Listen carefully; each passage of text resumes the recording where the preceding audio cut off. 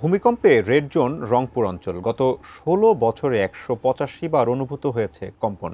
বিশেষজ্ঞরা বলছেন ৭ মাত্রার কম্পন ১.৫ মিনিট স্থায়ী হলেই ধ্বংসস্তূপে পরিণত হবে রংপুর।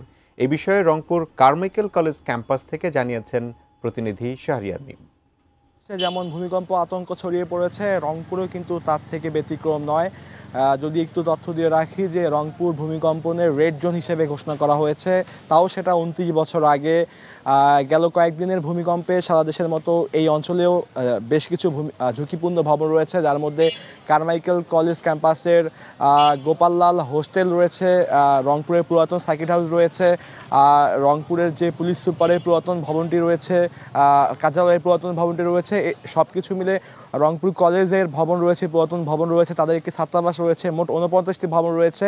যেই ভবনগুলো সংস্কার করা হলেও কার্যত তেমন কোনো পদক্ষেপ নেওয়া হয়নি। সেখানে সাধারণ যারা মানুষ রয়েছেন, শিক্ষার্থীরা রয়েছেন, সেখানে তারা তাদের কার্যক্রম চালিয়ে যাচ্ছেন, যা থেকে ঝুঁকি রয়েছে যে কোনো মুহূর্তে বড় মাত্রায় ভূমিকম্প হলে বড় দুর্ঘটনা ঘটতে পারে।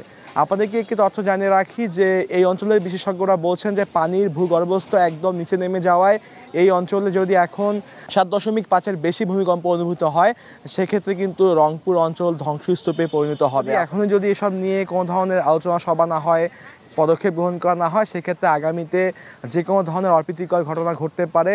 যদি কোনো বড় ধরনের ভূমিকম্প ঘটে, সেক্ষেত্রে কিন্তু এই অঞ্চল ধ্বংসস্তূপে পরিণত হবে। তো সব কিছু মিলে রংপুর থেকে এই ছিল আমার কাছে সর্বশেষ।